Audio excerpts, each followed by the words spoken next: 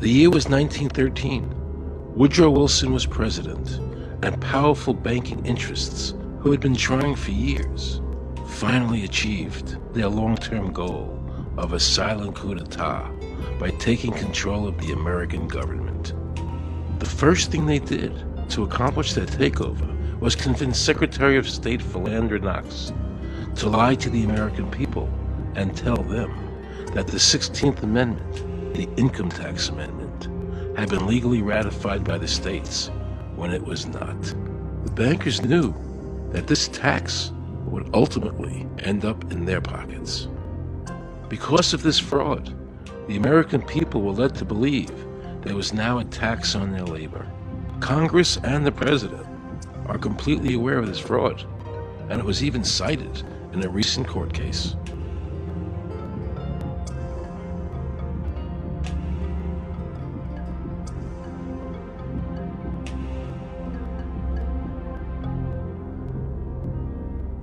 That very same year, the bankers committed their second and by far the most diabolical fraud ever perpetrated on the American people by bribing senators to pass the Federal Reserve Act without the required constitutional amendment.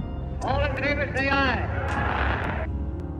They did this during Christmas vacation, when many senators were home celebrating the holidays with their families.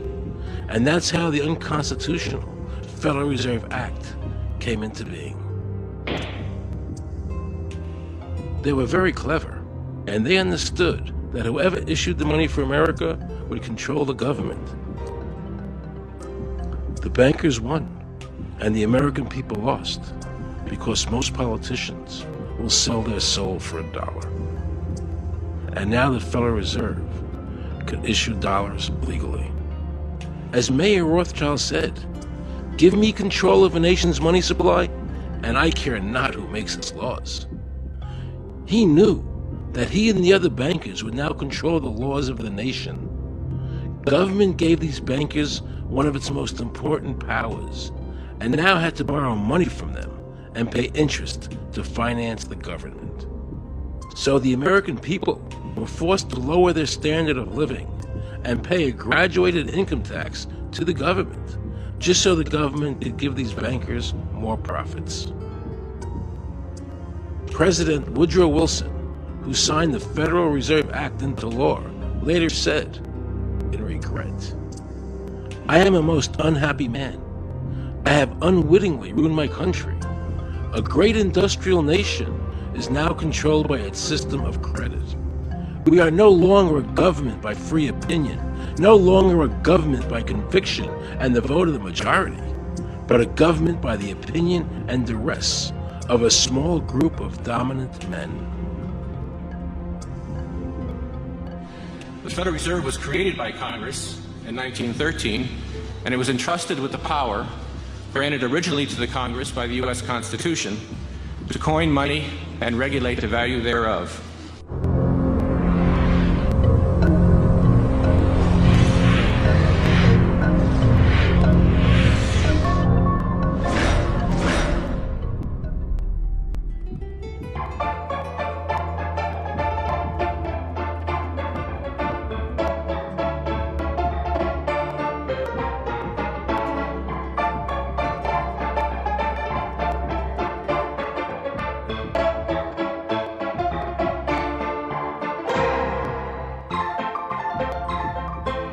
What's your name?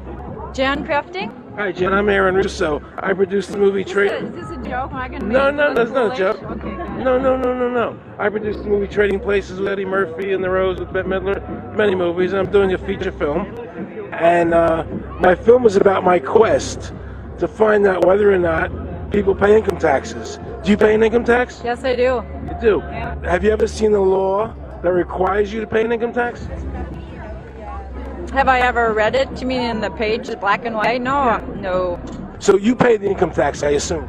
Of late. Well, actually, no, I didn't file last year, but, Okay. I'm sorry, is this on film? No, I paid my tax. My question to you is, have you ever seen a law that says you have to pay an income tax?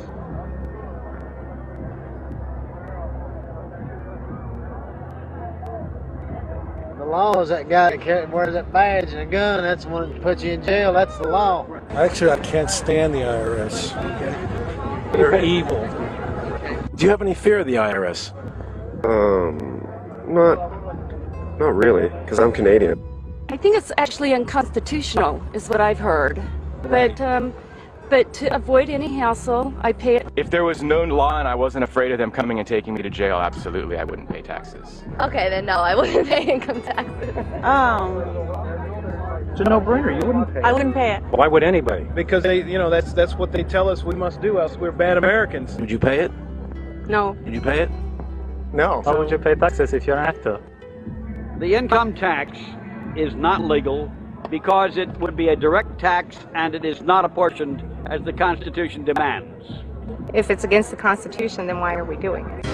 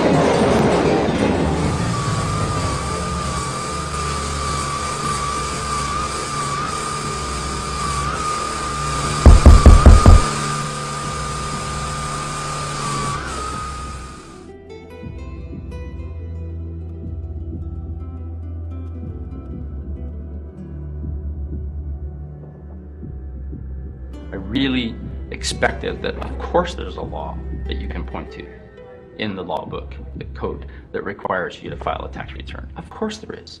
Maybe I don't know what it is right then as he was speaking to me, but sure. So naively, I agreed to go off and research it and get back to him. 3.5 months later, I was at that point where I couldn't find the statute that clearly made a person liable, at least not me and most people I know. And I had no choice in my mind except to resign. I had to leave the IRS because I presented evidence that I had accumulated indicating that the agency was violating the law and violating people's rights. And I asked the agency for a response to my sincere concerns. And the answer I got was that they would not respond to my concerns and that they would provide me with the paperwork necessary to tender my resignation. But We the People Foundation for Constitutional Education put a full-page ad in the USA Today on July 7th, 2000. And within the body of that ad was a $50,000 challenge for anyone that could show the law. And to me, $50,000 is a lot of money. So I went after that and did the research based on the fact that I thought, let's put this baby to bed. I'm hearing all these rumors, I'm going to kill two birds with one stone. I'll answer these people's questions that are asking me, and then I'll win this $50,000. And, based on the research that I did throughout the year 2000 and that I'm still doing, I have not found that law. I've asked Congress, we've asked a lot of people in the IRS commissioners, helpers. They can't answer, because if they answer, the American people are going to know that this whole thing is a fraud. I was surprised to hear these highly trained and decorated IRS agents telling me there was no law requiring American citizens to file a 1040 or to pay an income tax on their labor. I haven't filed an federal income tax return since I left. I have not filed a tax return since 1999. Approximately 67 million people don't file an income tax return. I made a decision to go to Washington so I could attend the We the People Foundation press conference. They were going to serve a class action lawsuit on the IRS, signed by over 3,000 people, because the IRS has refused to show the law that makes Americans liable to file a 1040 or to pay an income tax on their labor. I was very curious as to why the IRS refused to show the law, as it seems such a simple thing to do. Yet I was skeptical about the Foundation's claims. There had to be a law, right? I mean, we've all been told over and over and over again that we had to pay income taxes. No answers, no taxes. No answers, no taxes. No answers, no taxes. Most people believe that the income tax system is legal and that the revenue from the tax is used in the public interest. However, there is a substantial, conclusive body of evidence that proves that our income tax system represents the most pernicious form of tyranny. It is the greatest hoax ever perpetrated by government against the working men and women of America. American citizens, along with the Foundation, have been asking the IRS to specifically provide them with the underlying legal foundation upon which they administer and enforce the personal income tax laws in our country. At the national level, when people would attempt to contact somebody of a much higher authority, say the commissioner, same kind of thing. They would get answers that were in effect non-answers. There are a group of people standing outside today who assert that no law requires you to pay taxes, and you will not answer their petition to the government as to whether they're required to pay taxes. Are they required to pay taxes? I've been paying my taxes ever since I had my first job, and I think it's a fundamental construct of our nation that those of us who expect and demand the services from our government that the government provides, be they the protection of our country through the military, or be they the education of our children, or be they the protection of our environment, that we must pay for those services. So yes, I think there is a fundamental obligation, and that it's an understood and well accepted one.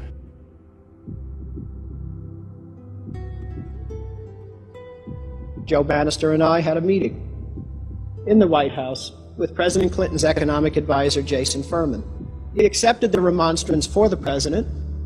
On June 2nd, I called and spoke with him. His words were, "We have decided that the issue of the legality of the income tax is not a high priority matter for the White House, and we will not be participating in any conference on the subject."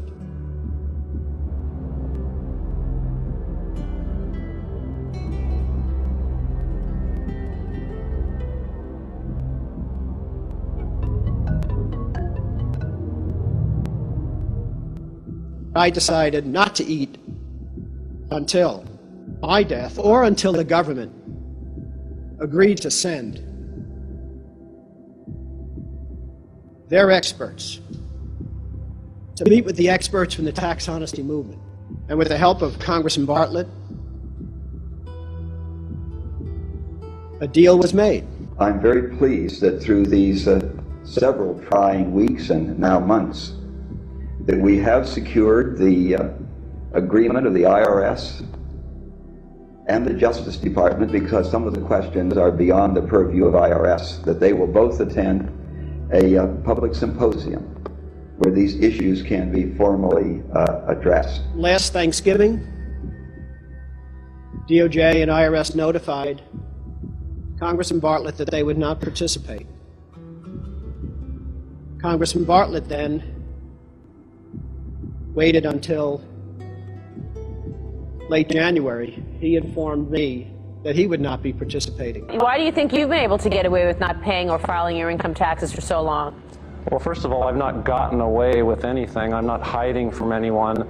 I'm simply asking the IRS to show me the laws that apparently require me to do these things, and they are suspiciously reticent to answer questions from me. And of course, there are millions of other people, many other organizations who have attempted to get answers. They act very suspiciously when asked to simply sit down at the table with the American people and discuss what their obligations are. Rather than pulling up a chair, they pull out a club.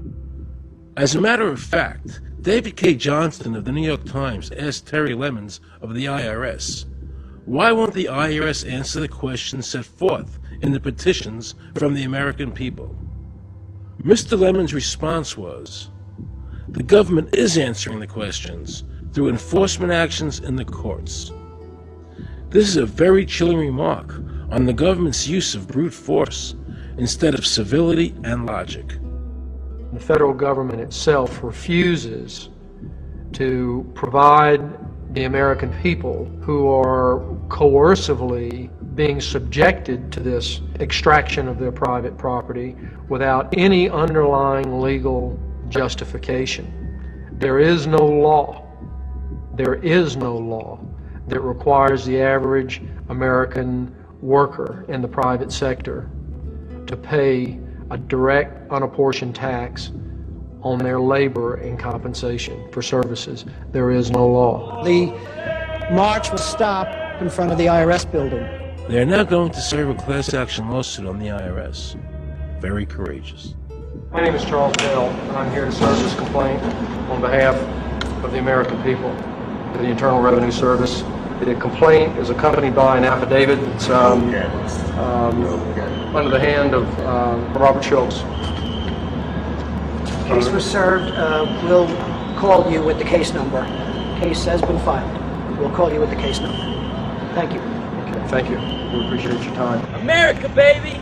Freedom! Today, effectively, the people have said to their servant government that that our rights are not going to be any longer denied, and that we're going to have answers to our petition, our legitimate lawful petitions for redress of grievances, which are guaranteed in the First Amendment to our Constitution. So once and for all, we will get an answer. On August 31st, 2005, federal judge Emmett Sullivan ruled the government does not have to answer the American people's questions, even though it is guaranteed in the First Amendment. Our courts have made a decision that government does not have to show the law that it enforces, and the press never reported on this. Have we given this judge the authority to overrule the Constitution, the very foundation of American life?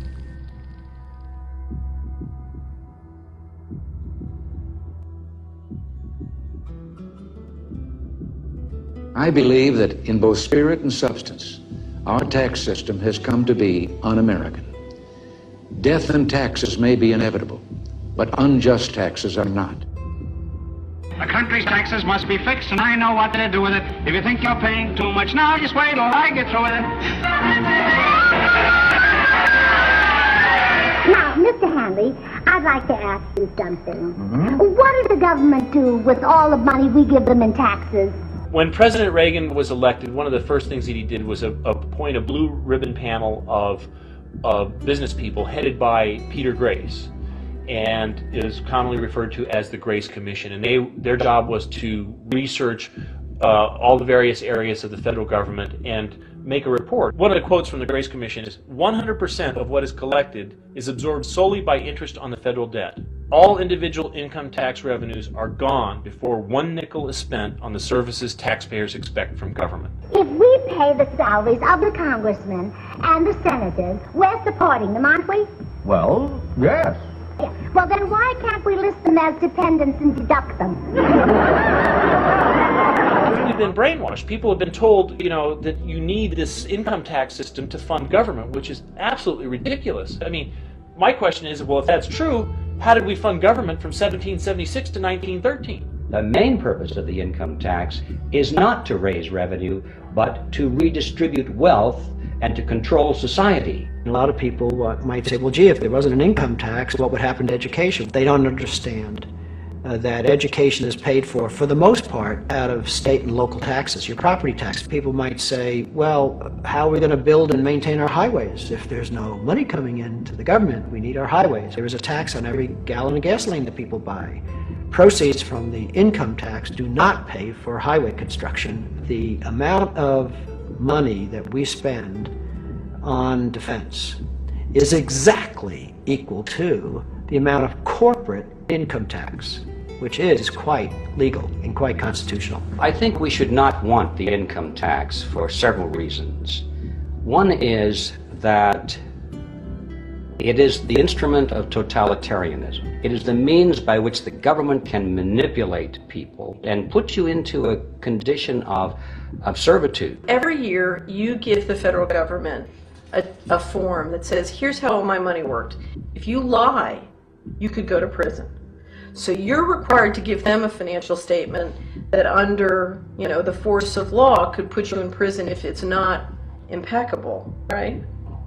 And under the law, they're supposed to do the same. They're supposed to give you back a financial statement that says, here's what we did with your money.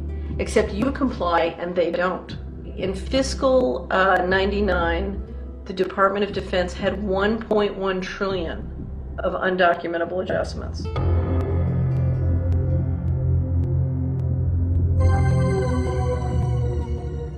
The following year, they had 2.3 trillion of undocumentable adjustments.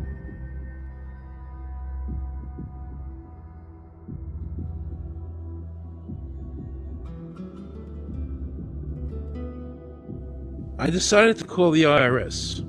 I spoke to Anthony Burke in Media Relations. He was very nice to me, and I explained to him that I was an award-winning film producer and that I was doing a documentary on the IRS. He seemed a bit stunned by this, then explained to me that Commissioner Everson nor anybody else would go on film to discuss the income tax. But he did say he would call me back. I thanked him for that, but I couldn't help wondering, why was the government making it so difficult for people to see the law? So I decided to bring my crew down to the IRS building to see if I could find some employees to interview. And here's what happened. I mean, you can have film here, that's it. Who are you to tell me I can't film here? What's the law? Just tell me where the law is that says that. Can you show me the law that says I can't film here? Is America a free country? I told him they couldn't film here, and he's asking 9 million questions. I told him that's the federal government law. Hey, I told him he couldn't film here. He's telling me he's a citizen and all that, so... He told me I couldn't film him, and saying, where's the law that says I can't film here? And I'm asking another question, sir. Then Homeland Security showed up, because I was such a threat to Washington. You got a driver's license? Yeah, I do. Put that away for me. After convincing Homeland Security I really wasn't Osama bin Laden, I kept wishing the IRS would allow me to interview somebody. Why wouldn't they show the law? What were they so nervous about? I began to have a frightening thought. What if it was our own government we had to be afraid of? With that disturbing thought in my mind, I went to see a group of tax experts. You can look through the statutes and look for the law that requires you to pay. And when you do that, you can't identify a law that requires the average person in America who earns a wage and works in private business to pay an income tax. The Constitution allows for two kinds of taxes.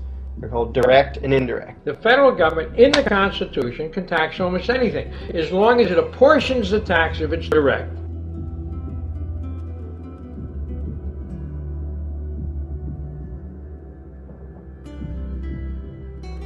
The indirect tax is, for example, an excise tax. I can avoid the excise tax on gasoline. I can choose to ride my bicycle. I can avoid the excise tax on tobacco. I can choose not to smoke, or I can grow my own tobacco.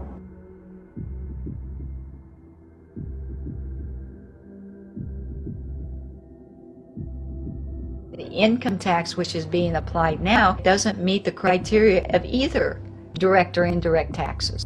The IRS claims that in 1913, the 16th Amendment, the Income Tax Amendment, allowed the government a third form of taxation.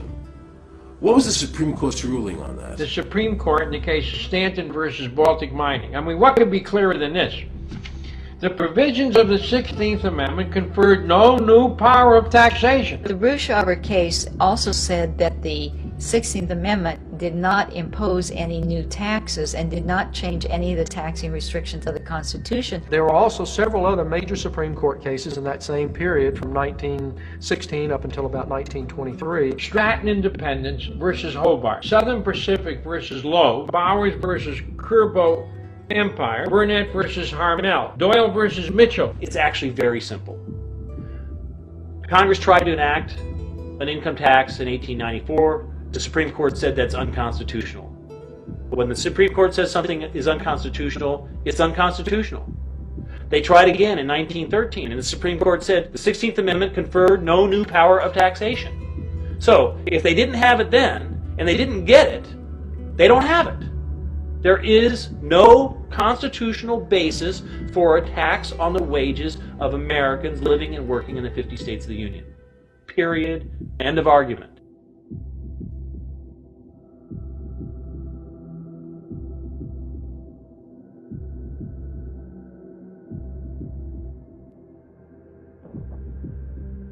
I have a letter here from Daniel Inouye's office out of the United States Senate that says, based on the research performed by the Congressional Research Service, there is no provisions which specifically and unequivocally require an individual to pay an income tax. Period. End of story. There is no law, and to date, nobody has been able to show that there is a law for the average American citizen working day in and day out to pay an income tax. The definition of income in the Constitution was given in the Eisner versus Macomber case, and it turns on gains or profits that are made from some activity. Doyle versus Mitchell, 247 U.S. 179, 1918. Here's what he said. The idea of gain or increase arising from corporate activities. In other words, it doesn't mean wages, it doesn't mean dividends, it doesn't mean alimony. It means a gain or a profit arising from corporate activity.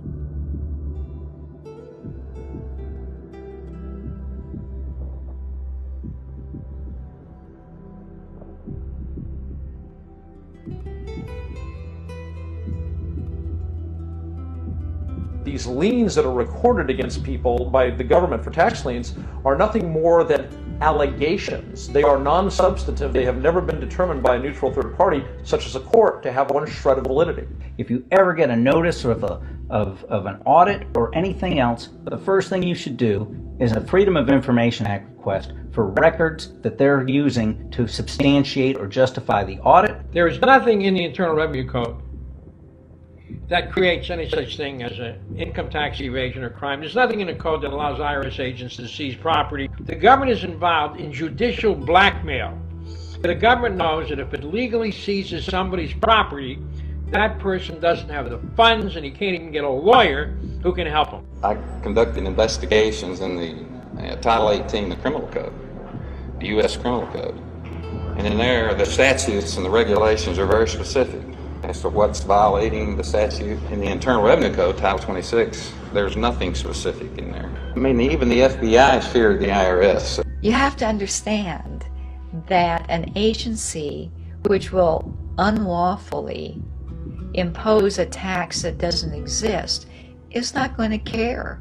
If we, the people, don't know what our rights are, they're not going to tell us. If Americans just learned that the IRS was actually knowingly deceiving them, that would be enough for them to rise up and put a stop to it. This small booklet includes the Constitution of the United States, the Bill of Rights, the Declaration of Independence.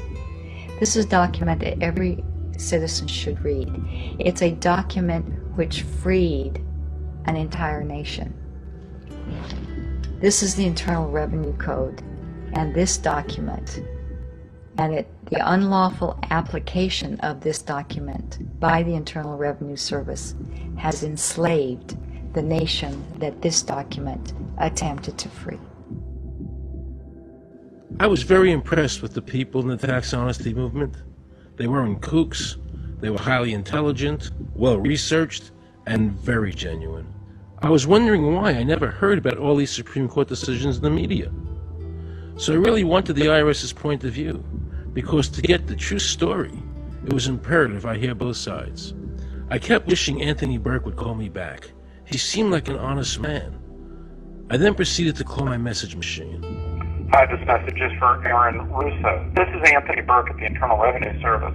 Let me suggest some people that you might want to think about talking to. One would be Don Alexander, who's a former commissioner who's here in town in Washington. Another would be Sheldon Cohen, who is both a former commissioner and former chief counsel. All those guys, I think, can answer your question about, where in the tax law it says that you have to pay taxes.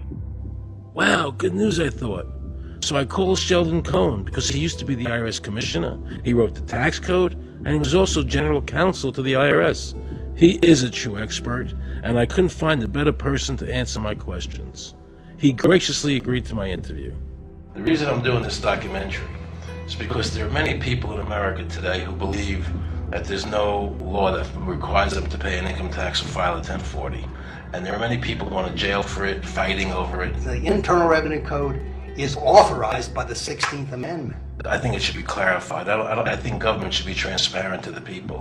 Why doesn't the IRS commissioner sit down with them and just explain it in clear English? Why? I don't think they really care. I think they're just playing word games. You don't think they're sincere people? No, I don't think they're sincere people. What does voluntary compliance mean? And why does the IRS code say it's voluntary to comply, not mandatory? That's a word euphemism we use. We use voluntary compliance when we talk about traffic signals. Most people at 2 o'clock in the morning, do you stop at a red light? Yeah. Is there a cop there? Sometimes I don't. I do. And most of us do. Right. But that's voluntary compliance. That was a complete perversion of logic. Traffic laws state that it is mandatory to stop at a red light. The IRS code says it's voluntary to comply. Mandatory and voluntary are the complete opposite of each other. Yet he wants us to believe that they mean the same thing.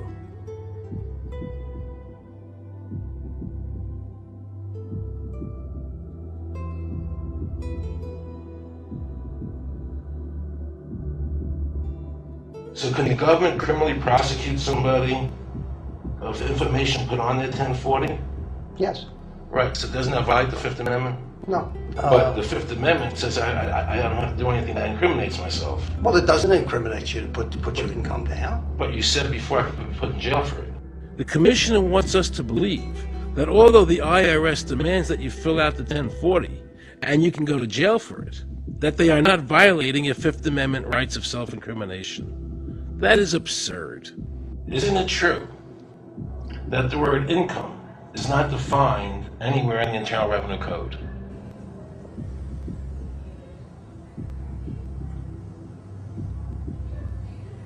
The law says that the government has a right to tax income from any source derived. So, but the word income is not defined in the code. It just says income without a definition of what income is. That's right. Correct? Yeah. But there are many different kinds of taxes. Well, how can an American citizen know what income is if the code doesn't define it?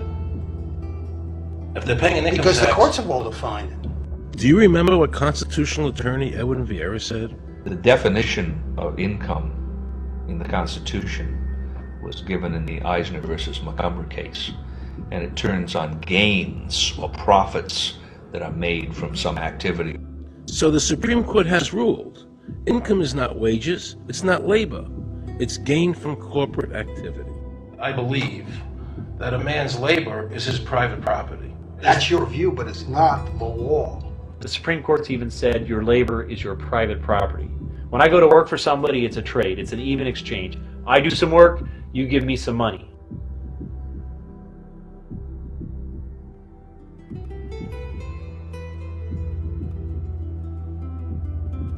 In 1916, we had the Bruce-Shaber case and the Stanton case. And the Bruce-Shaber case and the Stanton case said that the 16th Amendment gave the government no new taxing power.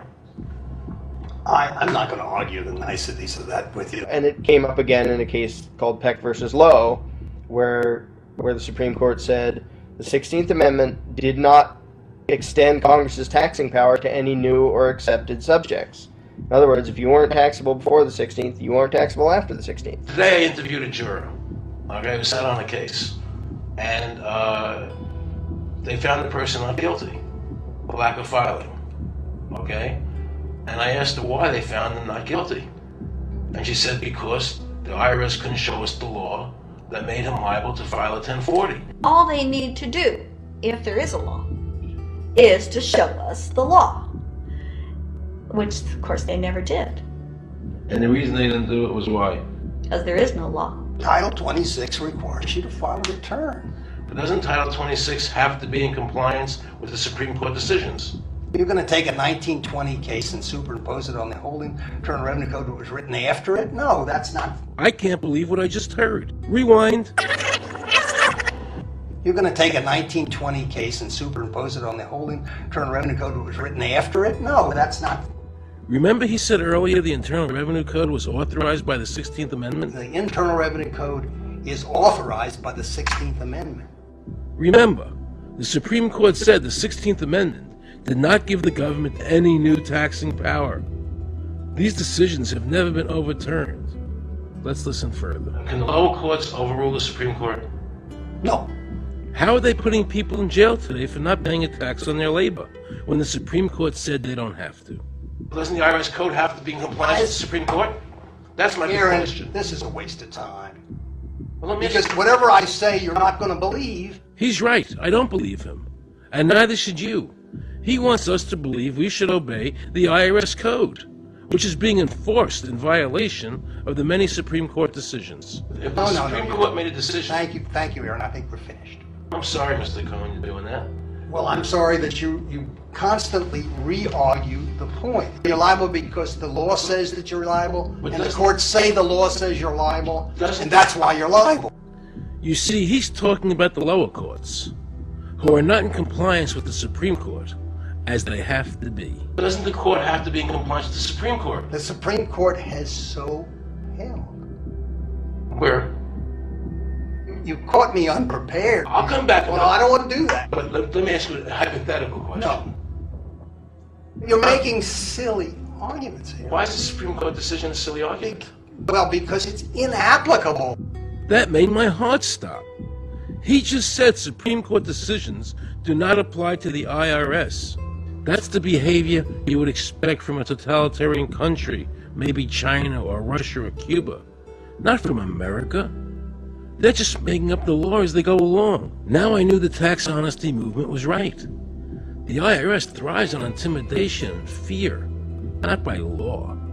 It's no different than a criminal protection racket, using force to extract your money from you. Then the former IRS commissioner, now working at a prestigious Washington law firm, threatens me. Watch. Aaron, you understand Yiddish. Cornish helfen. For those of you who don't understand Yiddish, that means nothing will help you. Now it all became clear. I understood why the IRS wouldn't go on camera and talk about where the law was. I understood why all the senators I called refused to be interviewed. There is no law. And now you know what our political leaders and the courts have known for decades and have tried to cover up. The United States Constitution strictly forbids a direct, unapportioned tax on the wages and salaries of American citizens. The United States Supreme Court has consistently ruled that the income tax is a tax on profits and gains, not on labor and wages. On behalf of the American people, I challenge the IRS to show me a statute that allows a direct, unapportioned tax on the wages and labor of the American people. And if I'm wrong, I will give my most humble apologies to the IRS. If the IRS is wrong, and there is no law, then every person who's been jailed should be let out of jail immediately, and any assets seized should be returned to their rightful owners. If this is a nation of laws and a free country, then the IRS should show the law to the American people. I felt an overwhelming need to understand why juries were finding innocent people guilty of not filing a tax return when there was no law requiring them to do so. So I went to talk to Marcy Brooks, a juror who used her common sense and did not allow the judge to railroad the jury into a guilty verdict.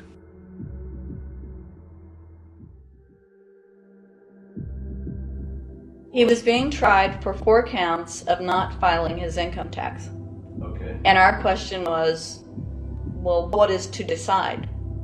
Either he did or he didn't. It never occurred to us that he might actually be innocent while at the same time not filing. In the federal government, it is not a felony not to file taxes. Finally, they said, okay, if we're going to get this guy, we're going to have to put it in the state.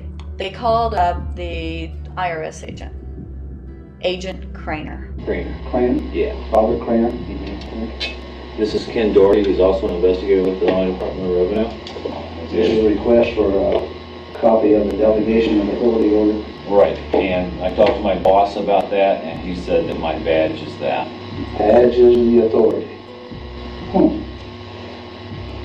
But I thought it had to be in writing. The last question that the defense asked him was, did you write any of this down? And Agent Craner looked right at him and right at us, and he said, I never wrote anything down. And yet when we saw the video, there he was, writing notes, you know.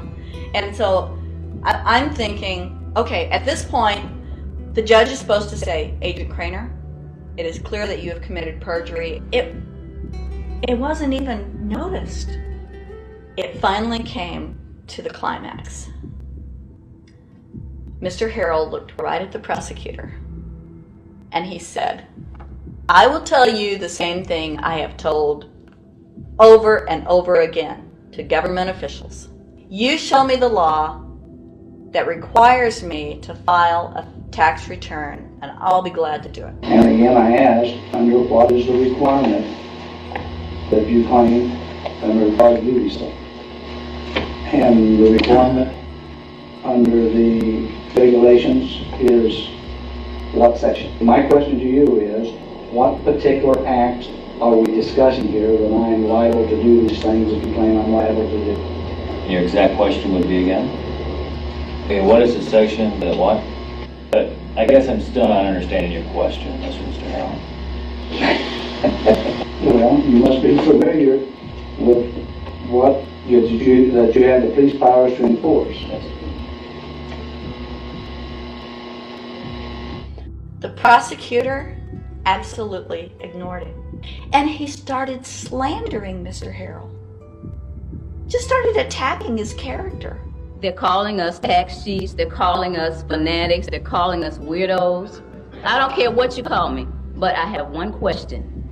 Where is the law? Show me the law. Can't let this turn into a rational debate, because if they do, they lose it. So they have to insult people and say it's frivolous. We felt like that there was an overall arrogance and that they were railroading Mr. Harrell and wanting us to participate. Judge Coogan, he looked right at us and he said, I will instruct the jury according to the law. We were sent to deliberation. The judge promised us that he would give us the law. And we looked and we looked and it was not there. We wrote a note to the judge asking for a copy of the law. 10 minutes later, we get a note back. You have everything you need. But there was no law. And he had promised us. At that point, I felt betrayed. I felt like this man promised us the law, and that's what this whole thing is about, the law. We request it, and he still denies us the law. And the reason they didn't do it was why? Because there is no law. Remember, we're talking about the Illinois state law here, okay, which is a law in Illinois.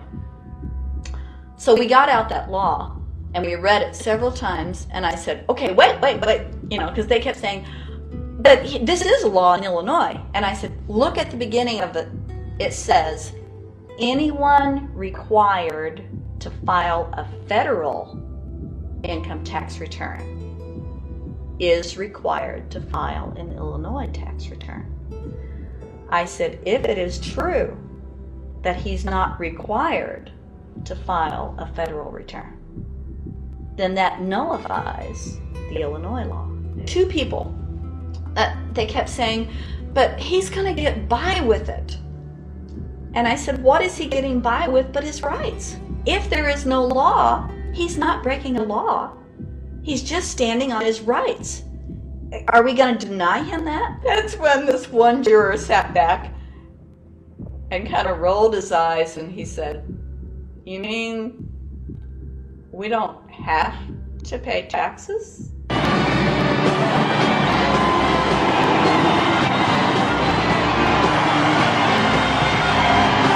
All of a sudden we realized that this trial was much bigger. And the ramifications of this trial were going to be so broad if it actually got out.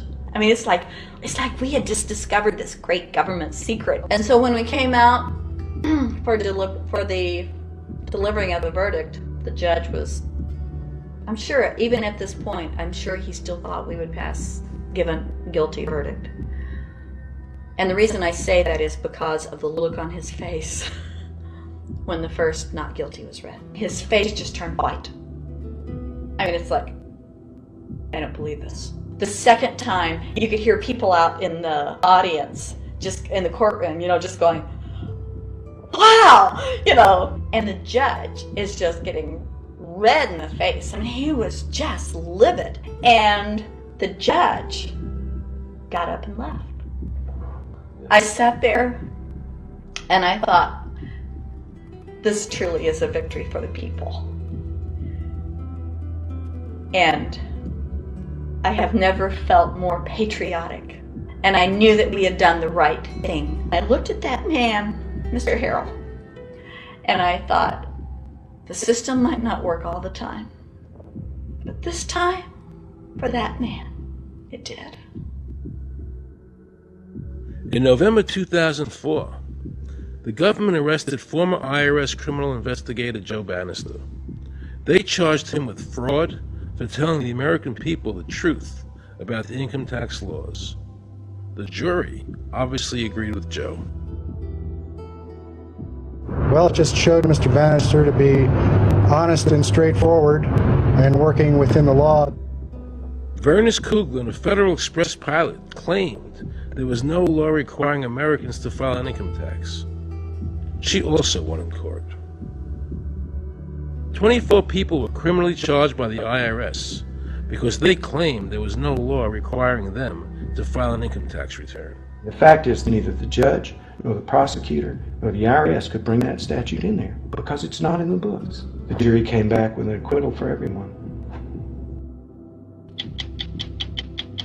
When the matter is put to the test, which means in terms of court and enforcement action, there is a 100% success rate in shooting down these arguments. The mafia has a code and they follow it, and it's a code of honor. But the IRS has no code of honor.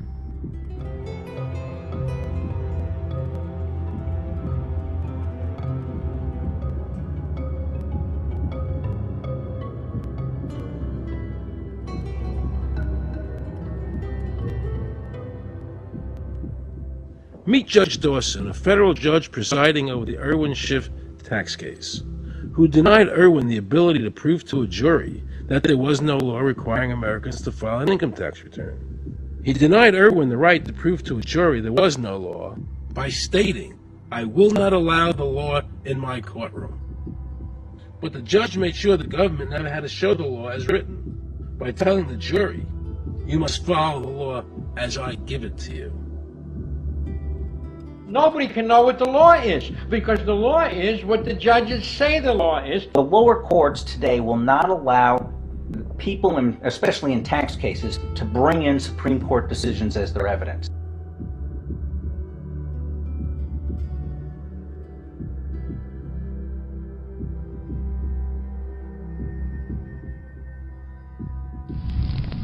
Here we have a federal judge railroading an American citizen by saying Supreme Court decisions are irrelevant. And again, nothing from the press defending our freedoms.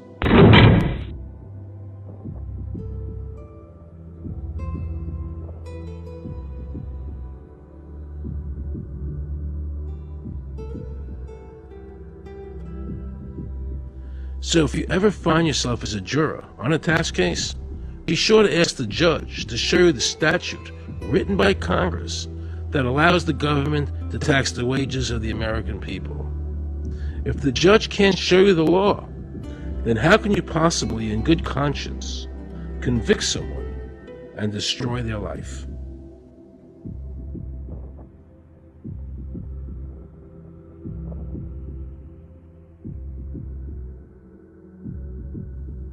Let's see how the IRS treated one of America's greatest heroes, and someone I cherished as a child. Joe Louis was an American icon. Victorious in his first 27 fights, the Brown Bomber quickly rose to heavyweight champion of the world. His 1938 knockout of German Max Schmeling, who represented Hitler's Aryan ideal, earned him the admiration of millions of Americans. Is watching carefully. Lewis measures him right to the body, left up to the jaw, and Schmeling is down. The count is 5. Right after Pearl Harbor was bombed, Joe had a title fight where he donated his fee to Navy War Relief. Well, I'm not working for nothing. I'm working for my country, and I think that's about the greatest piece of work that anybody can do. Well, I certainly agree with you for that, but you're turning over an awful lot of money. Well, we all turn over a whole lot for this country at this time. Joe volunteered for the segregated army and defended his title while in the service, this time donating his normal fee to Army Relief. I'm only doing what any red-blood American would do. Since the checks were in Joe's name, the IRS taxed him on their full amount, even though he never saw a penny of it. At the end of the war, Joe was awarded the Legion of Merit. But what most people didn't know was that the IRS was charging him $50,000 a year in interest alone on his debt. When Joe's beloved mother died, leaving him $600, the IRS immediately seized it. They also confiscated all of his children's trust funds. Joe was forced to continue fighting until he was 37 and out of shape, just to pay off his ever-mounting debt to the IRS, which grew to $1 million, $100,000 a year just in interest. At the end of his life, Joe was forced to become a greeter at a Las Vegas hotel just to make ends meet. It was a shameful thing to see a man like him, great fighter, great human being humiliated and destroyed in this manner, because after all, when you owe Internal Revenue money, no matter what you have, they take away from you. And they took a lot away from Joe Louis.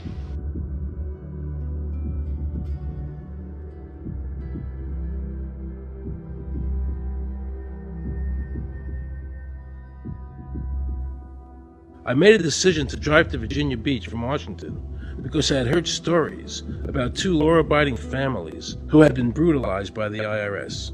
They were falsely accused by their bookkeeper of being drug smugglers and tax cheats.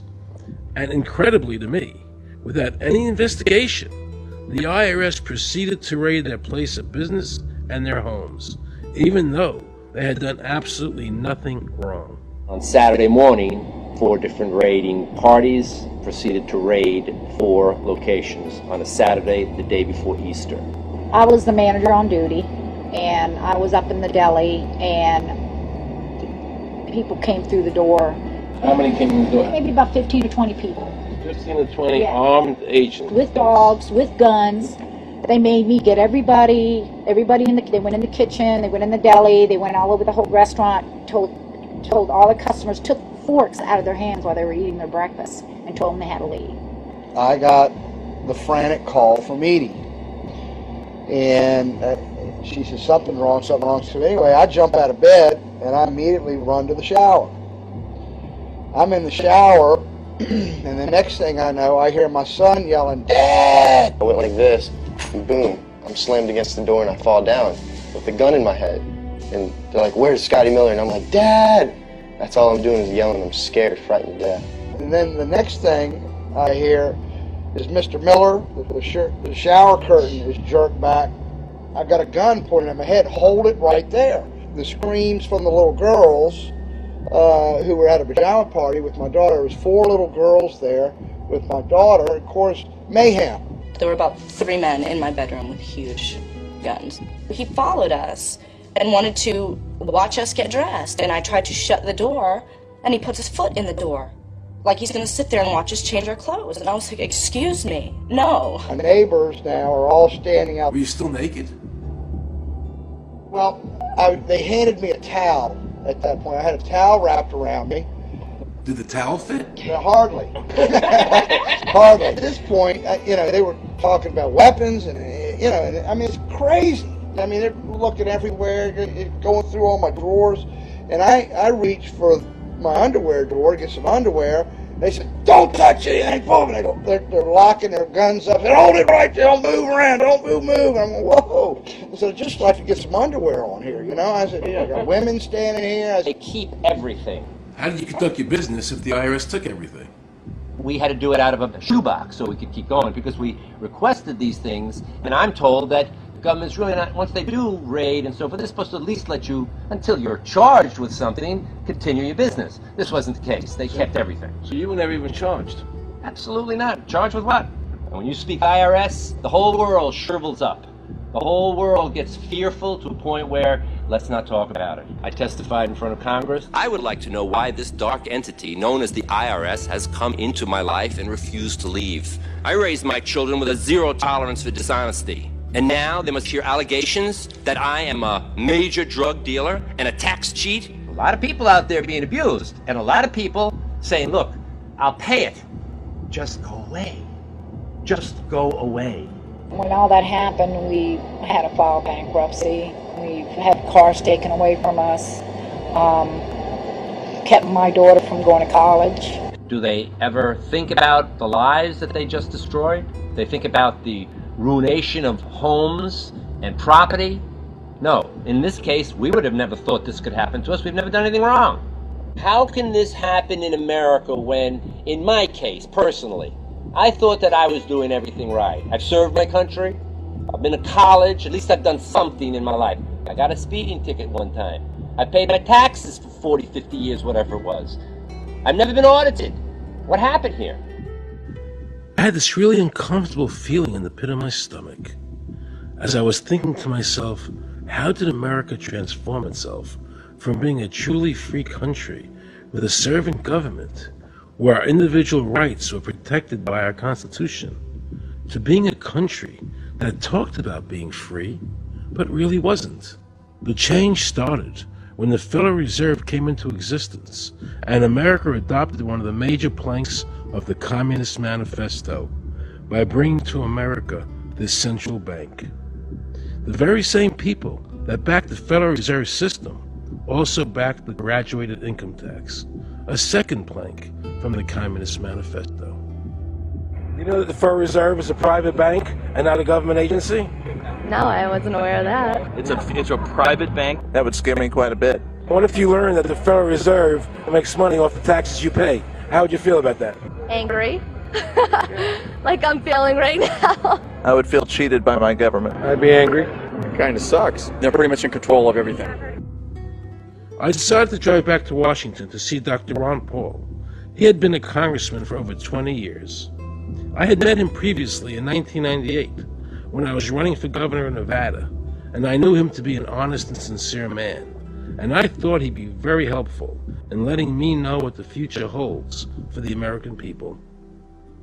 Who owns the Federal Reserve? It's secret, and we can't find out what's happening. But the Congress created it, and it's authorized in the Constitution. The government borrows money from a private corporation using the name Federal that prints United States on it, and then it pays back to the Fed, which is owned by private banks. We don't know who all those private banks are, but the money that the government is paying back to the private bankers is the money that comes from you and me. Why in the world would the American government borrow money and pay fees on it when it has the authority to make the money itself interest-free? The Federal Reserve is no more federal than Federal Express. I've never seen a full list of ownership for the Fed. I don't think anybody has. The government works for a private bank, and the private bank works for its owners, the true masters.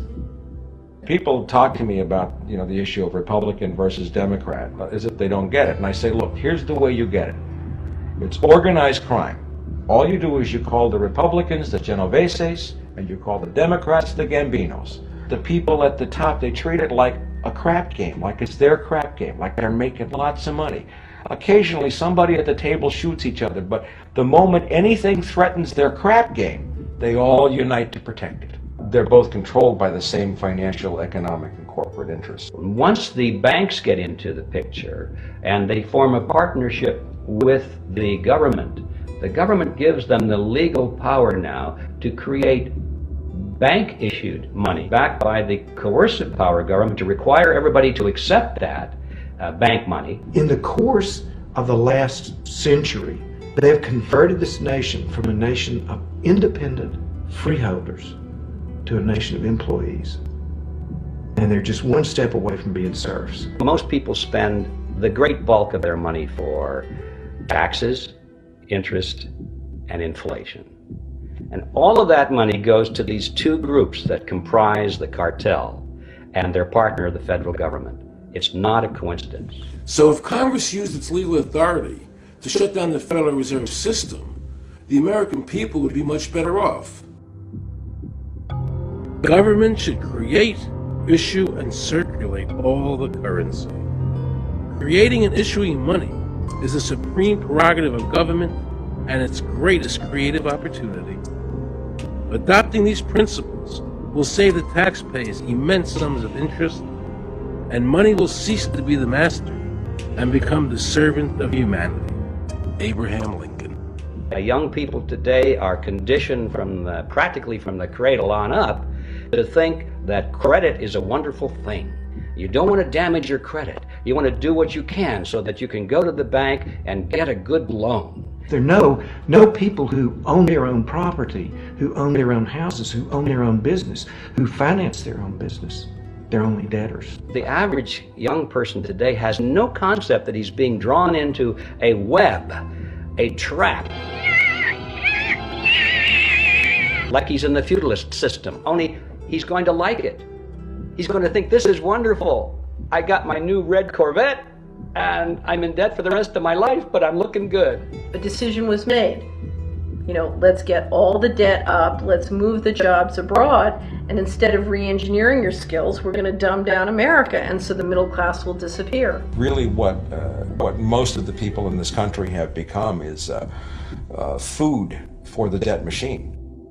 When a person borrows money, it puts a noose around their neck and makes them servant to the lender, which is exactly what the Federal Reserve System is designed to do. And now our Congress, so dominated by the banks, is helping them to entrap people even further by passing new bankruptcy laws, making it more difficult for the people to declare bankruptcy and get a fresh start, while at the same time allowing the banks to charge very high rates of interest. This is the way the Democrats and Republicans, working with the banks, legally enslave the nation. Credit card industry is a huge political contributor. And unfortunately, a certain number of... It just seems so, like I say, just bald. This idea that credit card industry gives a lot of money to the government, so they will protect them even to the just abject disinterest of their own constituents. That happens kind of a lot.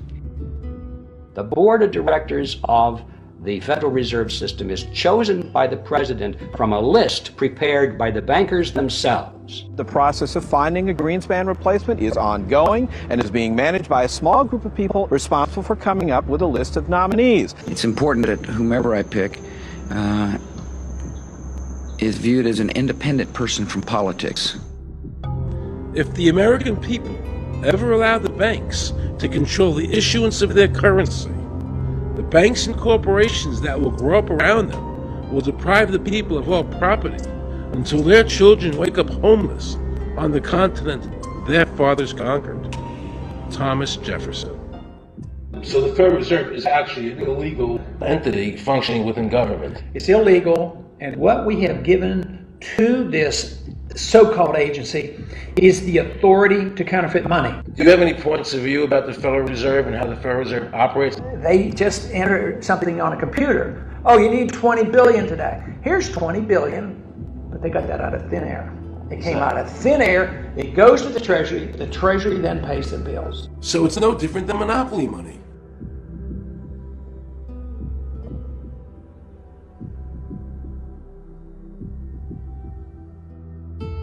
The cost of living is so high today because the Federal Reserve and the federal government have destroyed the purchasing power of the dollar.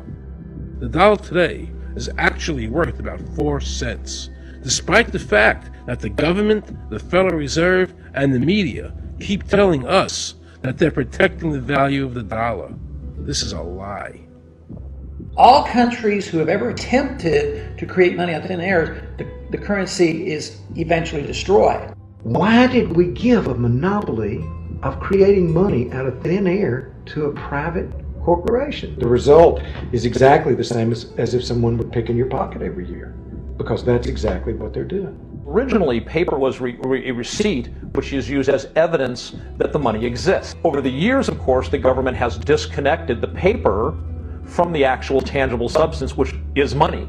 So now we have a piece of paper which is evidence of nothing. In the past, people were able to take their receipts, the paper, to the bank and get the real money, the gold, in exchange for the receipt. This limited the amount of money that could be printed, thereby protecting the purchasing power of your savings. You don't have to worry. That's good, because I work 3 jobs and I feel like I contribute. You work 3 jobs. 3 jobs, yes. Uniquely American, isn't it? I mean, that is fantastic. In the absence of the gold standard, there is no way to protect savings from confiscation through inflation. There is no safe store of value. Gold stands as a protector of property rights. Alan Greenspan, before he went to work for the Federal Reserve System. Now Alan Greenspan and the other central bankers want you to believe that the receipt, the paper, is the real money. This is nothing more than sleight of hand. It's a magician's trick. Because for them to maintain control over the government and the people, they have to convince you that this paper is really money, because that is the essence of their power and our powerlessness to maintain control over our own government.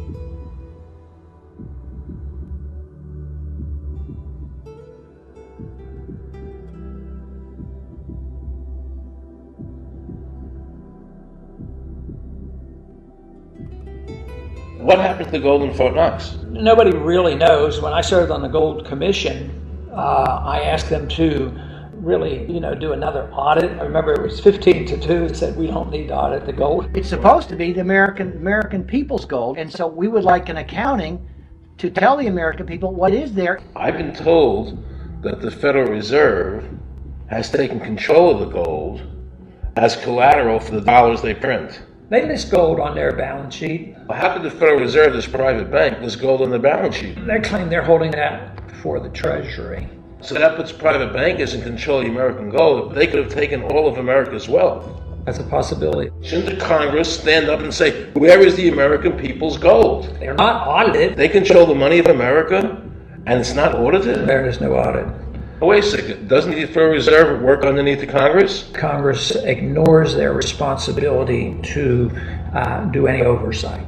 The president really has no control, nor does the Congress have any control over this cartel. It just has the appearance of control. In the final analysis, the Federal Reserve bankers, with the help of the Democrats and Republicans in Congress, have swindled the American people. They have taken the true wealth of America, the gold, and given us a piece of paper in return. And again, not a word from the press. These frauds are going to continue until Congress is no longer intimidated by the Federal Reserve bankers, and Congress uses their legal authority to shut down the Federal Reserve System and to stop this loss of our freedoms. Is there a law that requires people to file a 1040? Not explicitly, but it's certainly implied. Well, implied by force. Yeah. But is there a law? I can't cite a law, no. I cannot. But, if they think it's the law and they have all the guns, it's an authoritarian approach. Well, yeah, but that's authoritarianism. Yeah. That's not a country run by law. Do you think America is going deeper and deeper into becoming a police state? And if so, in what ways do you see that as a congressman?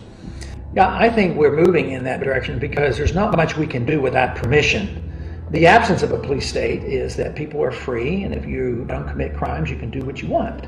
But today, you can't open up a business, you can't develop land, you can hardly do anything. You can't go to the bank, you can't go to the doctor without the government knowing what you're doing. And they talk about medical privacy, that's gone. Financial privacy, that's gone. The right to own property, that's essentially gone. So you have to get permission from the government from almost everything. And if that is the definition of a police state, that you can't do anything unless the government gives you permission, we're well on our way. This is something that people eventually, I hope, will get sick and tired of and say, enough is enough. I sincerely believe the banking institutions having the issuing power of money are more dangerous to liberty than standing armies. Thomas Jefferson. You must understand the Federal Reserve is a cartel made up of the major banks in America, and they are the ones that are running the show, not the federal government.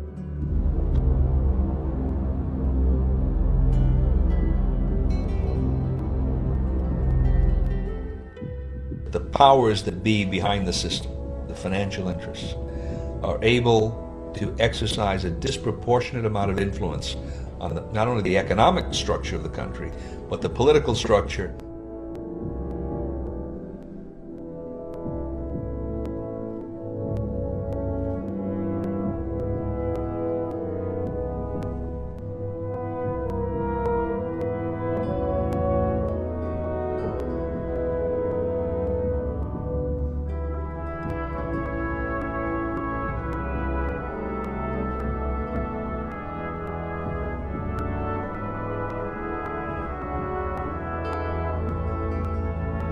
This would be like the ultimate reaching of government into our personal health lives, which would be unbelievable. And not even our government, some, bureaucratic, diffuse, multinational, secretive government.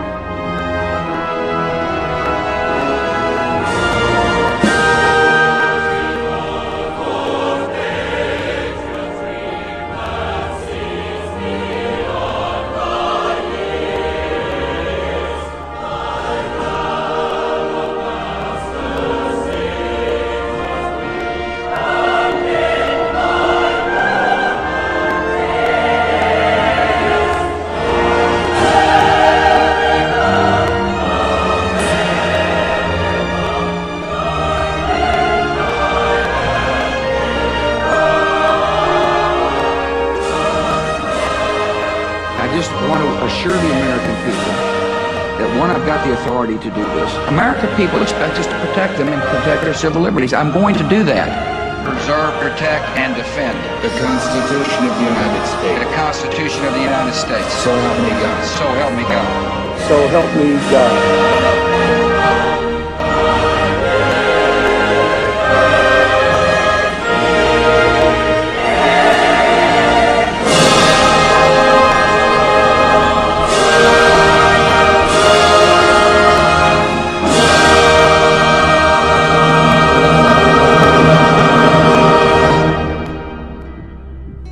What happens if your own government is using more force and more coercion on its own citizens for the purpose of achieving its political ends? Is that government engaged in terrorism? Now let's watch the government add insult to injury to the people of New Orleans. No one will be able to be armed. We will take all weapons. That happened today in this wealthy neighborhood where homeowners had armed themselves to protect their mansions. Residents were handcuffed on the ground. In the end, police took their weapons but let them stay in their homes. Wasn't that kind and generous of the government to allow people to stay in their own homes? How thoughtful. Of course, they couldn't defend themselves from looters. For many of the police and guard troops, it is an uncomfortable job to do this in an American city. You never expect to do this in your own country. Walking up and down these streets, you don't want to think about the stuff that you're gonna have to do. we are losing our right to property. The government is getting more pretexts to seize it, using the power to confiscate it with eminent domain. The asset forfeiture laws have proliferated. It's easier for the prosecutors to come in and make an accusation against you and confiscate your property even though they have no evidence that you've done anything wrong. Guilt or innocence doesn't really matter that much because it's very convenient for the government. Unfortunately, what is being sold to the American people today as Americanism, if you peel off the label, you find so much similarity to what we were fighting against when we were fighting communism and Nazism and fascism. The government's now putting a national ID card together and they want checkpoints. We will be carrying our papers, and they have recommended there'll be checkpoints throughout the country. Isn't that what Nazi Germany did that everybody in America was against? Papers, please. May I see your papers? May we see your papers? I don't think I have them on me. In that case, we'll have to ask you to come along. Wait, it's possible that, yes. Here we are. These papers expired 3 weeks ago. You'll have to come along. Halt!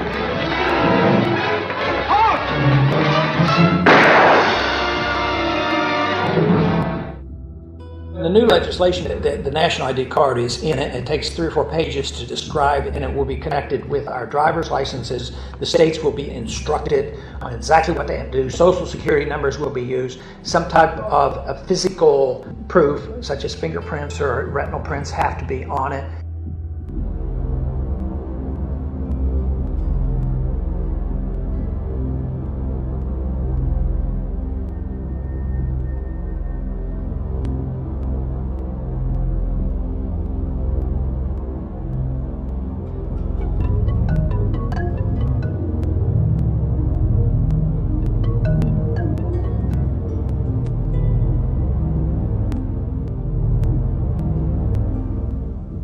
It is time to wake up, America. These ID cards are not about defeating terrorism, but they are all about controlling the American people. I arranged an interview with Catherine Albrecht, a leading authority on the RFID chip. Her book entitled Spy Chips is the definitive book on this subject. I wanted to find out just how dangerous these chips are to our liberties.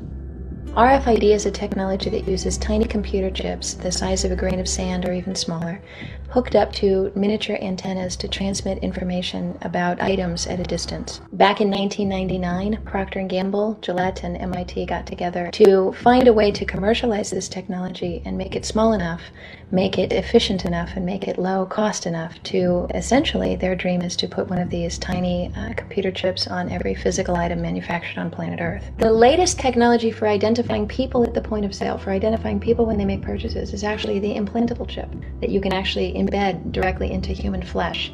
It's a tiny glass capsule about the size of a grain of rice. It contains an RFID computer chip with a coiled antenna, and it can transmit information also at a distance.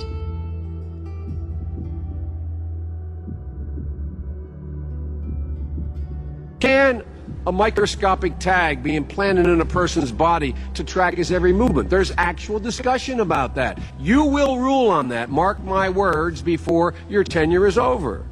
Homeland Security folks, the Department of Defense, and others have expressed an interest in being able to more closely monitor the U.S. populace.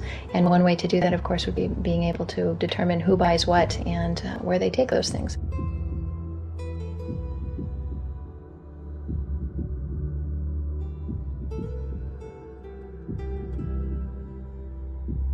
Radio waves can travel through walls, they can travel through wood, they can travel through the things we normally rely on to protect our privacy.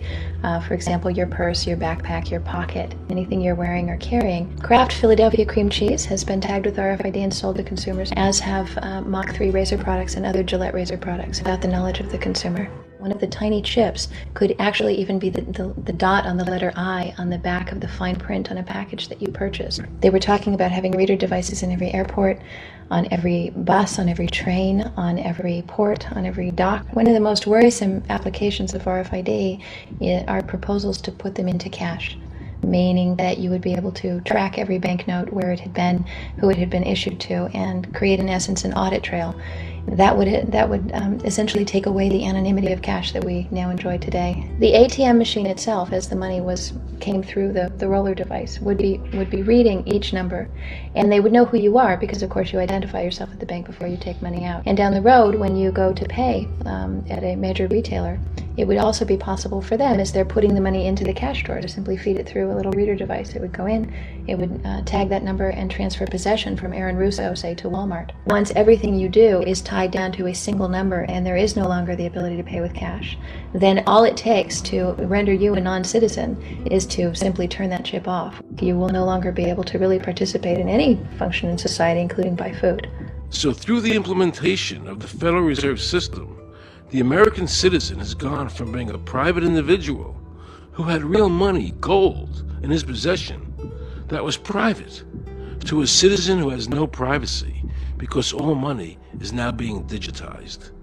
They can deduct whatever amount of money they want out of your digits whenever they want. They can trace you whenever they want.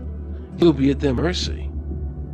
God forbid we allow this to happen in America. This is absolutely Orwellian. I mean, it's talking about Big Brother looking over your shoulder at absolutely everything you do, every purchase you make, every place you go, every company you interact with. All of that would be reported back, potentially, to the government.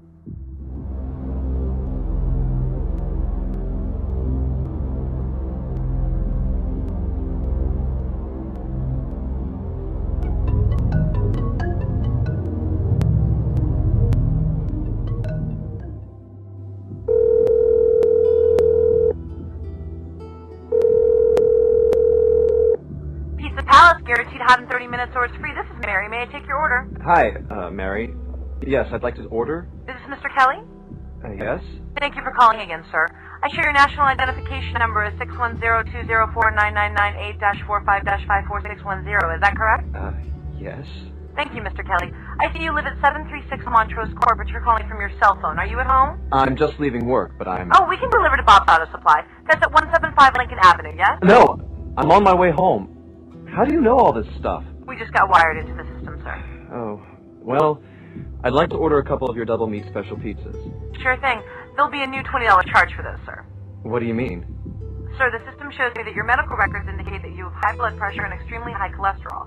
Luckily, we have a new agreement with your national health care provider that allows us to sell you double meat pies as long as you agree to waive all future claims of liability. What? Do you agree, sir? You can sign the form when we deliver, but there is a charge for processing. The total is $67 even.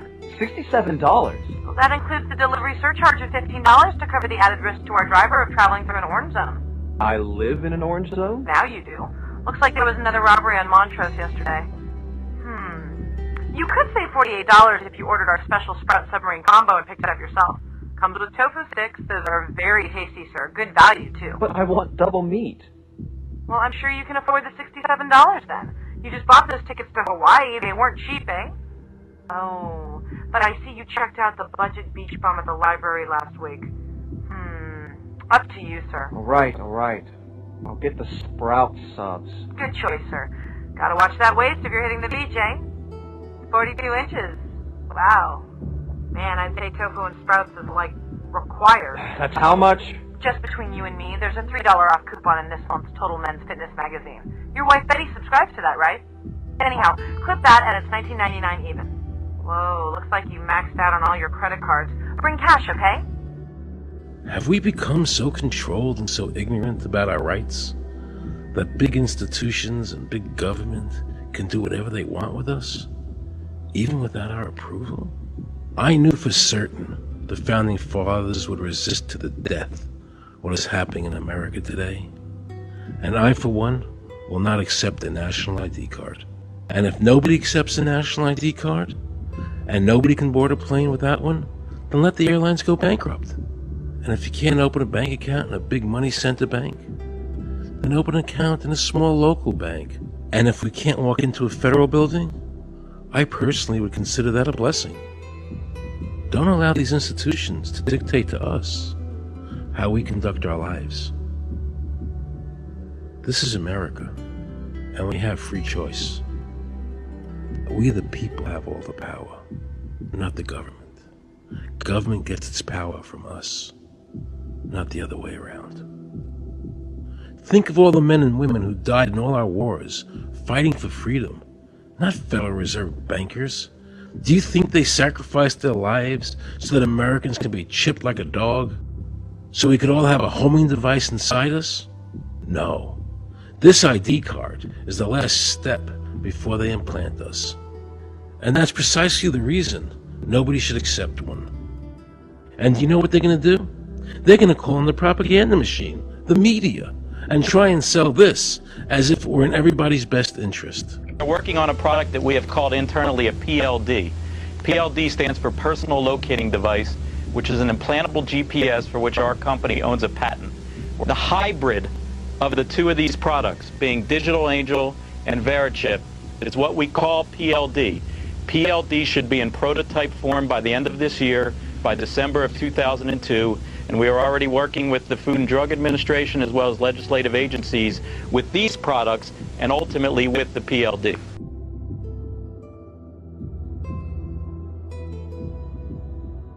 We have a Florida family who are really pioneers in a brave new world. They have volunteered to be the first ever to have microchip identification devices implanted into their bodies. After 9/11, I was really concerned with the security of my family. I wouldn't mind having something planted permanently in my arm that would identify me. Talk about identification papers. Watch what happens to a woman in Florida whose license was suspended. Get out of the car or I'm going to tase you. The next street off the Seacrest.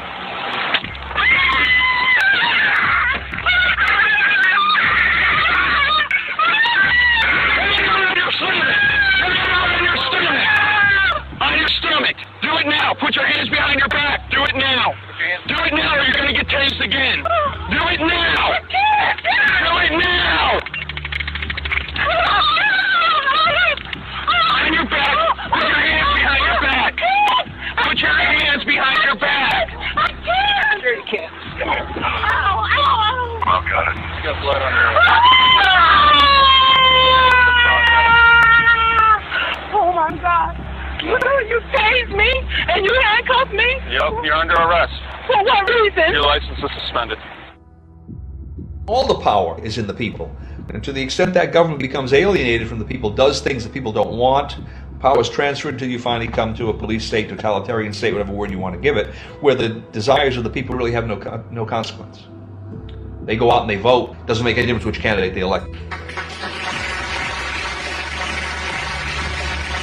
I'm a programmer. I work for NASA, work for ExxonMobil, work for Florida Department of Transportation. Mr. Curtis, are there programs that can be used to secretly fix elections? Yes. How do you know that to be the case? Because in October, Tom Feeney at the company I work for in Oviedo, Florida, that did just that. And when you say did just that, it would rig an election? It would flip the vote 51-49 to whoever you wanted it to go to and whichever race you wanted to win. And would that program that you designed be something that elections officials that might be on county boards of elections could detect? They'd never see it. So how would such a program, a secret program that fixes the election, how could it be detected? You would have to view it either the source code or you'd have to have a receipt and then count the hard paper against the actual vote total. Other than that, you won't see it.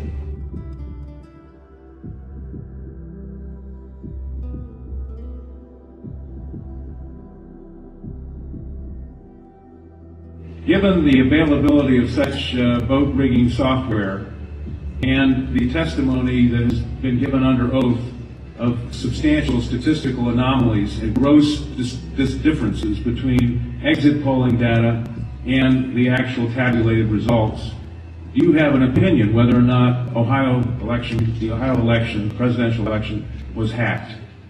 Yes, I would say it was. So in other words, there's absolutely no assurance whatsoever in anything with regard to these machines? Absolutely none.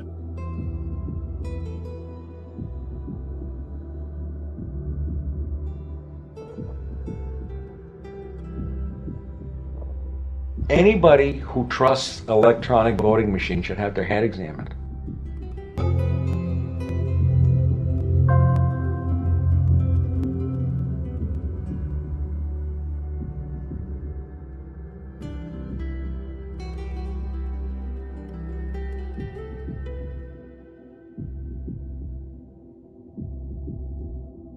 Now we can see a new world coming into view. A world in which there is the very real prospect of a new world order. The New World Order will be built, an end run on national sovereignty, eroding it piece by piece, will accomplish much more than the old-fashioned frontal assault. Council on Foreign Relations. We shall have world government, whether or not we like it. The only question is whether world government will be achieved by conquest or consent. Paul Warburg, Council on Foreign Relations and architect of the Federal Reserve System. There's a group that get together internationally and they sort of play God with our money. You think that's part of what George Bush said was the One World Order? They can't have a new world order only with a world police, military. Right. I think the financial system ultimately is even more important than the guns. The central bankers of the world are working together to create a one world government, a global police state as sinister as anything George Orwell ever wrote about, where every person on the planet Earth will have an RFID chip implanted, where the bankers and the governments can monitor every transaction you make.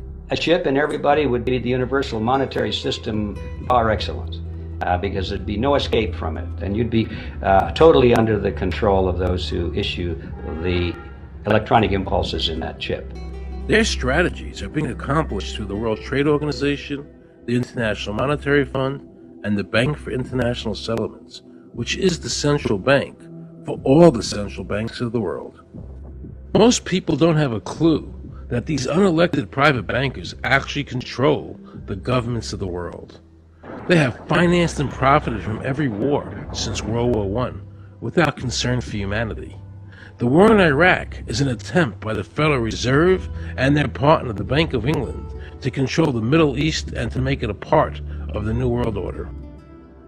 To defend the New World Order, U.S. soldiers will have to kill and die. Arthur Schlesinger, Council on Foreign Relations. Military men are just dumb, stupid animals to be used as pawns in foreign policy. Henry Kissinger, Council on Foreign Relations.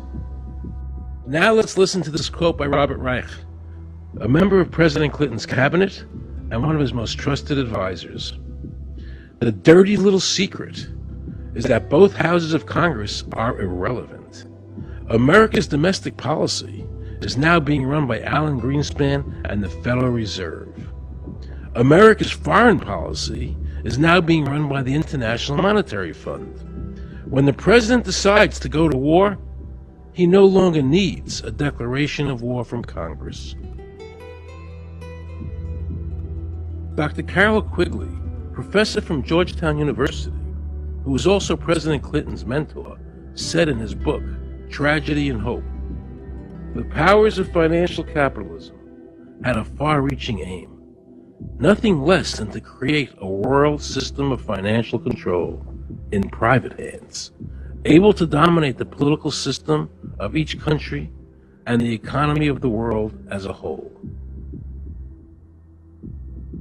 And then President Clinton's Deputy Secretary of State, Strobe Talbot, said, in the next century, nations as we know it will be obsolete. All states will recognize a single global authority. All these supposed free trade agreements, NAFTA, GATT, CAFTA, are truly nothing more than the governments of the world and the central banks working together to create a one-world government. They are not free trade. These treaties are government-managed trade, and they are destroying the American worker. Through these treaties, the bankers are actually beginning to control the laws of the world. The fact is that this relationship between the bankers, the government, and the huge multinational corporations is the very reason why the government no longer enforces its immigration laws. The bankers want a one-world government without borders, and the American government is obeying them. If the government was so worried about terrorism, why are they leaving the borders open, but at the same time telling American citizens they need an ID card with an RFID chip?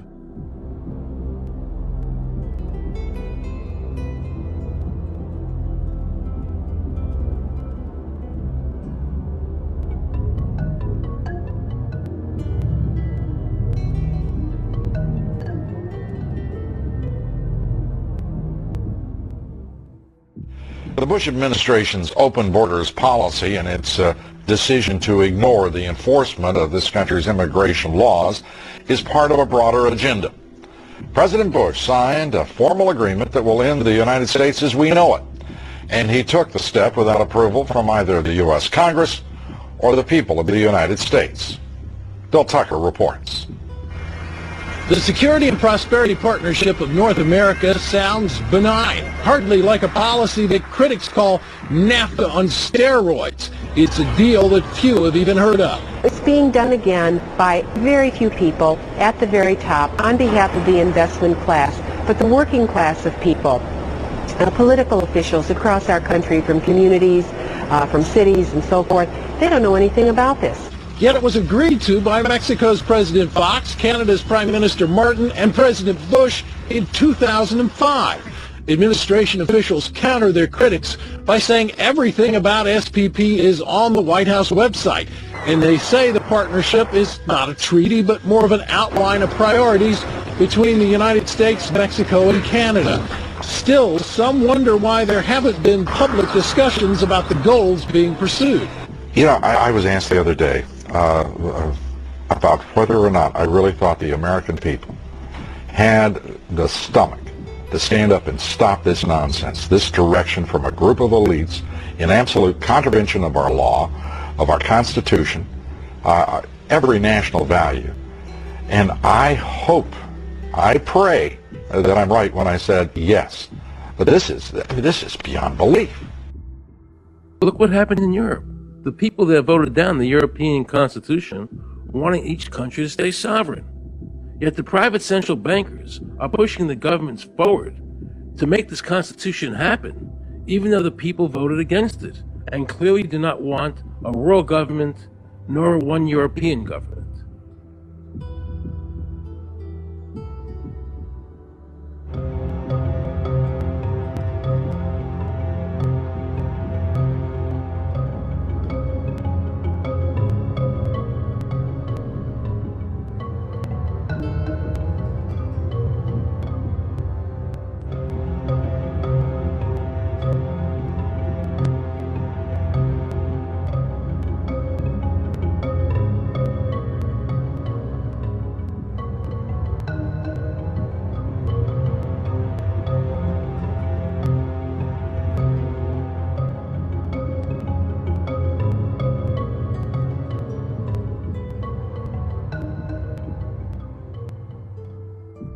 Now pay close attention to this quote by David Rockefeller, and you'll understand what is happening in the world today and where the American people are heading as a nation. We are grateful to the Washington Post, the New York Times, Time Magazine, and other great publications whose directors have attended our meetings and respected their promises of discretion for almost 40 years. It would have been impossible for us to develop our plan for the world if we had been subjected to the lights of publicity during those years. But now, the world is more sophisticated and prepared to march towards a world government. The supranational sovereignty of an intellectual elite and world bankers is surely preferable to the national autodetermination practiced in past centuries. David Rockefeller, a member of the Council on Foreign Relations, actually believes that we would be better off if he and his bank of friends ran the world.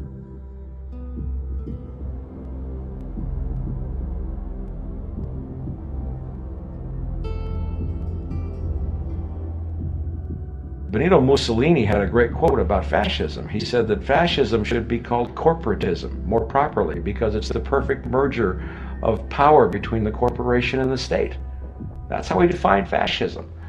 And that's what we're seeing here. The media controls the information that a person gets. In various ways, they can make sure that the average American watching the tube or reading the newspaper is going to come out with a certain mindset. It's going to say, this is good, that's bad, and that's all they have to do. You look at the ownership of corporate media in this country. Who owns CBS? Viacom? Who owns NBC? GE? Who owns ABC? Disney? Americans have been taught to expect their salvation from government instead of recognizing government as the most dangerous threat they'll face in their lives. and the United States putting together a constitution now for Iraq. You know, why don't we just give them ours? I mean, think about it. It served us well for over 200 years, and we don't appear to be using it anymore, so what the hell?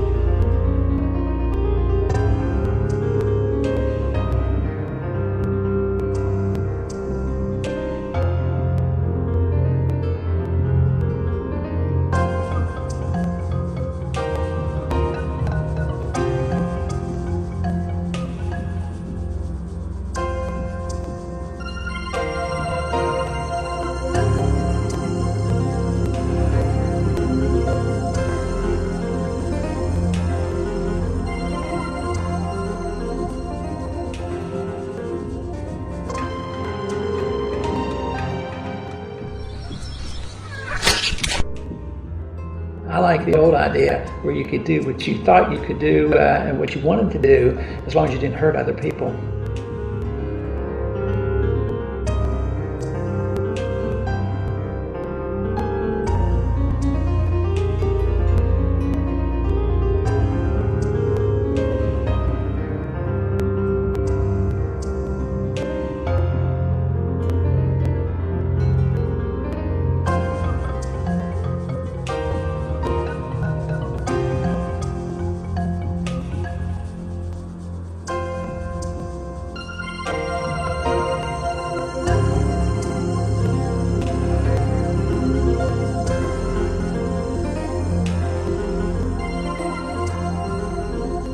I think that the ultimate choice that's being presented to mankind is that it's time to either evolve or perish. Grow up or die. Become adults. Act like adults. Take some responsibility.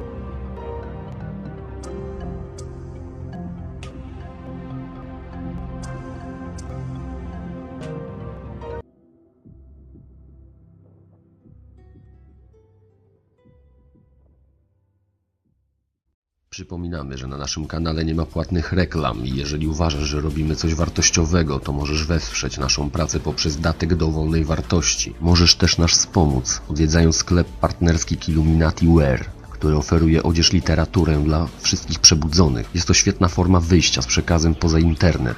Linki znajdziesz pod filmem. Pozdrawiamy, KILLUMINATI Team.